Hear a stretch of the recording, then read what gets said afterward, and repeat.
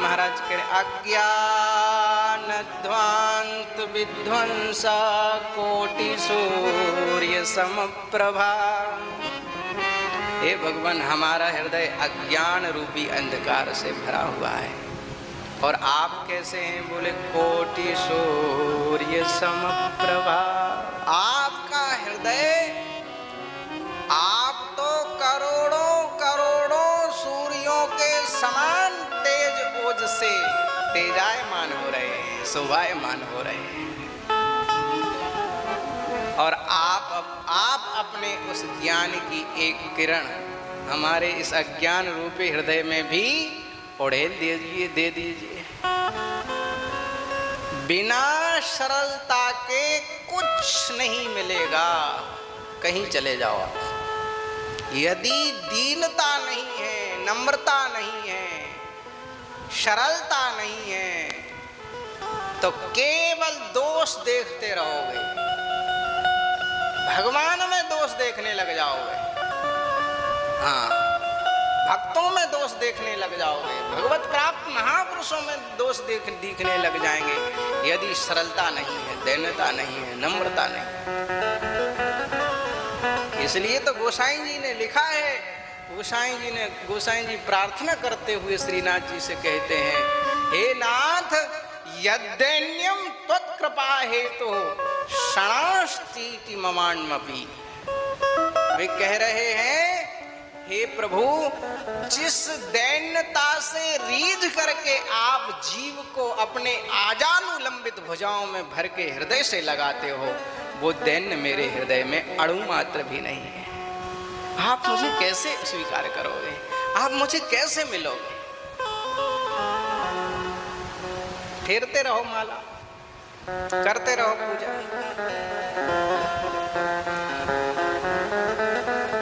महाप्रभु जी भी कह रहे हैं,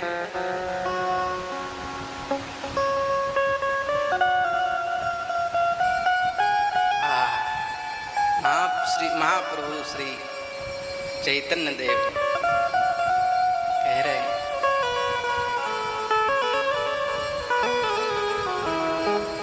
यदि कीर्तन का स्वाद लेना है, कथा का स्वाद लेना है, तो तृणादपि सुनीचेन तरोः अपि सहस्नुना।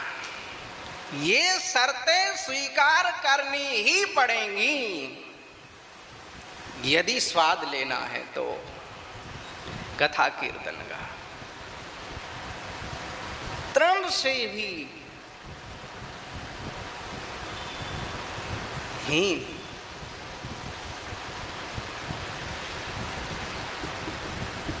तरुवर से भी अधिक सहिष्णु बनना ही पड़ेगा।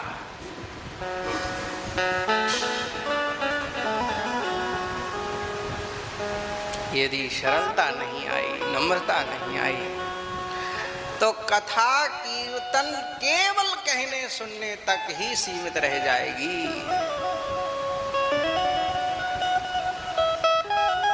कहते रहो, सुनते रहो,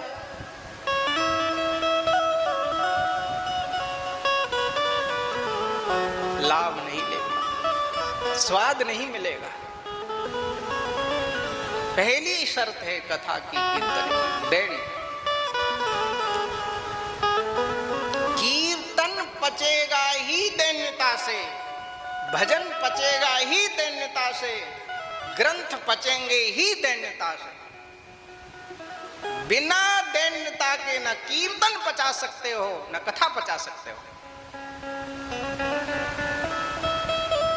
भजन होना कठिन, भजन होना कठिन।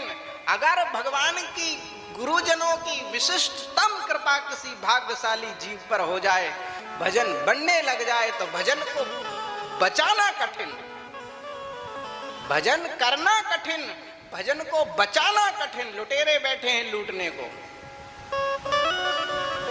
और फिर अगर भजन हो जाए, बच जाए, तो भजन को पचाना कठिन। भजन पचता नहीं है। अगर भजन नहीं पचा तो भी विनाश हो जाएगा।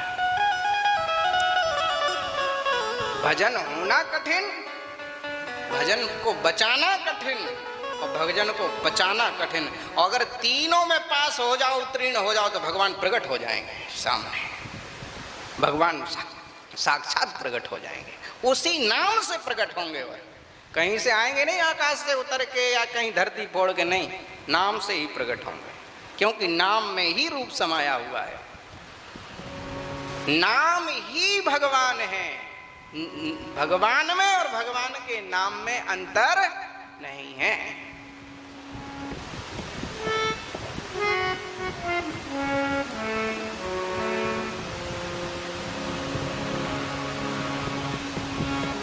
इसलिए ये बात हमको पहले तो ऐसी अटपटी लगती थी, शुरू में जब सुनते थे कि भजन करे कोई सूरमा, सबसे भजन न हो। लेकिन अब ये बिल्कुल नस नस में भिद चुकी है बात, विधि हुई है कि भजन वास्तविक बात, सच्चाई बात है, 100 आना बात लिखी हुई है कि भजन सामान्य व्यक्ति नहीं कर सकता, भजन करना बहुत बड़ी चीज है। ये ग्रंथ इनको रटा जा सकता है पुरुषार्थ के बौद्धिक स्तर पर, और सब कुछ सरल है, लेकिन भजन करना सबसे कठिन है।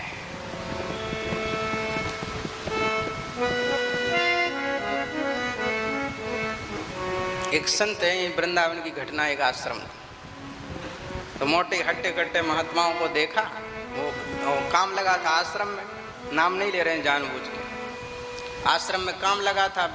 तो जो काम करते हैं ना बेलदार कारीगर, वो आपस में चर्चा कर रहे थे कि इन महात्माओं के बड़े मौज है भाई, खूब खाना पीना, माला लिए, माला फेर ली और बढ़िया एसी कूलर में सो रहे, बस माला डाले हैं, तिलक लगा लिए।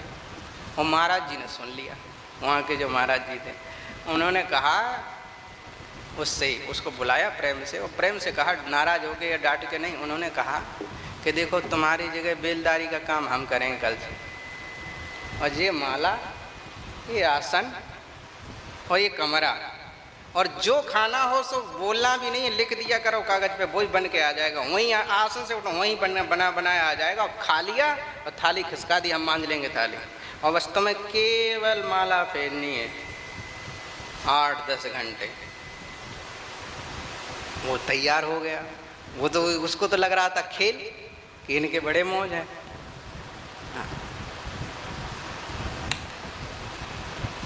वो बैठ गया और वो काम में लग गए। महाराज वो दिन भर ईंटा फेंकते रहे, उनको कोई, महात्मा को कोई समस्या नहीं हुई, और वो हैं अभी, आप चाहोगे तो हम पुछवा भी देंगे, दिन भर ईंटा फेंकते रहे, उनको कोई परेशानी नहीं हुई। लेकिन वो घंटा तो उसने माला फेरी इधर उधर टेढ़ा टाढ़ा होके, और फिर बोला, महाराज दंडवत तुम्हें, यह माला और जो आसन जो कमरा तुम ही संभालो, हमारे बस की नहीं है, हमारे तो ईंटा गुम्मा ही ठीक है। हाँ? भजन करना सबसे कठिन है।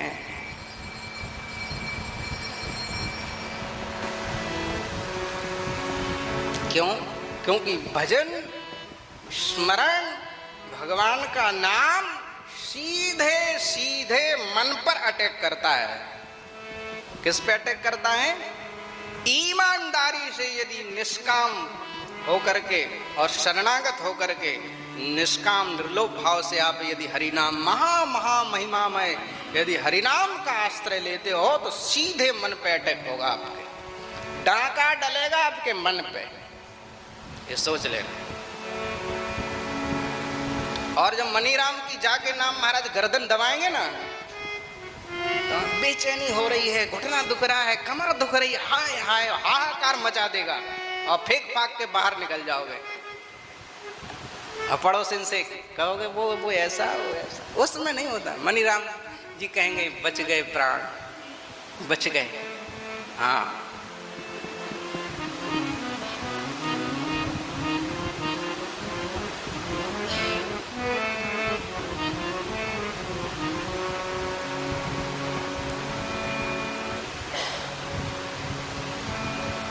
दैन्य होना बहुत आवश्यक है।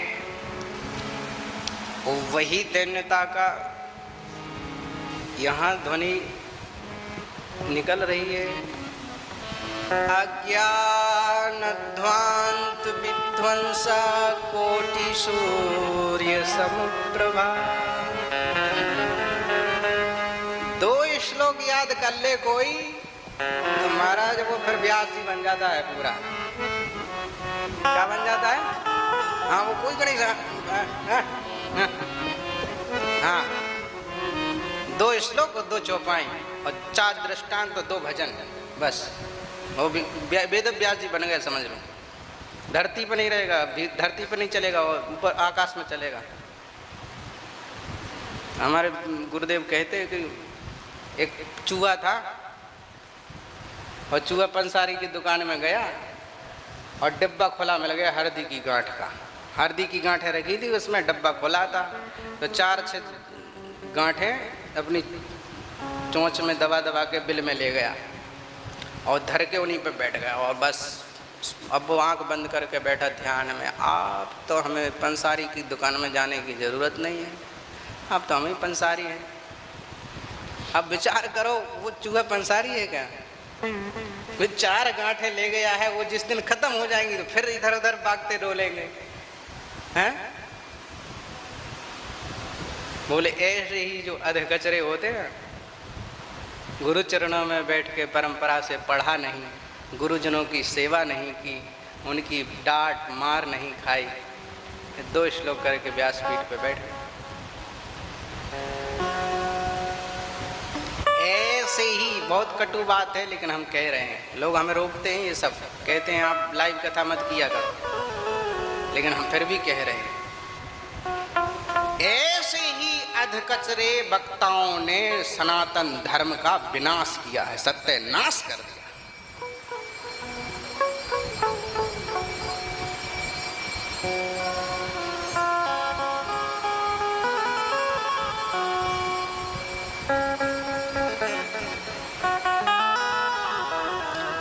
हनुमान जी नाम का स्वाद लेते हैं, कथा का स्वाद लेते हैं। क्यों? क्योंकि दैन्यता से भरे हुए हैं। यत्र यत्र रघुनाथ कीर्तनम तत्र तत्र कृतमस्तकांजलिम बाष्पवारि परिपूर्ण लोचनम मारुतिम नमत राक्षसांतकम। हनुमान जी से बड़ा कोई ज्ञानी होगा, कोई ध्यानी होगा, कोई जपी तपी होगा, लेकिन इतने ज्ञानी नामाग्रगण्यम होने के बाद भी जब कथा में जाते हैं तो कैसे बैठते हैं? कैसे बैठते हैं? बाष्पवारि परिपूर्ण लोचनम मारुतिम नमत राक्षसांतकम। हाथ जोड़ करके, सिर झुका करके, अश्रुपूरित नेत्रों से युक्त होकर के विराजते हैं, कथा श्रवण करते हैं। ऐसे मारुतिम नमामि, ऐसे मारुति नंदन श्री हनुमान जी को हम प्रणाम करते हैं। इसलिए तो उनके लिए कहा गया यद रोम कूपे ध्वनि मुल्लसंतम श्री राम जय राम जय जय राम। इसलिए तो हनुमान जी महाराज जब वीणा लेकर के जब कीर्तन करने बैठते हैं तो श्री हनुमान जी महाराज का रोम रोम जिह्वा बन जाता है और रोम रोम से कीर्तन करते हैं श्री राम जय जय राम। श्री राम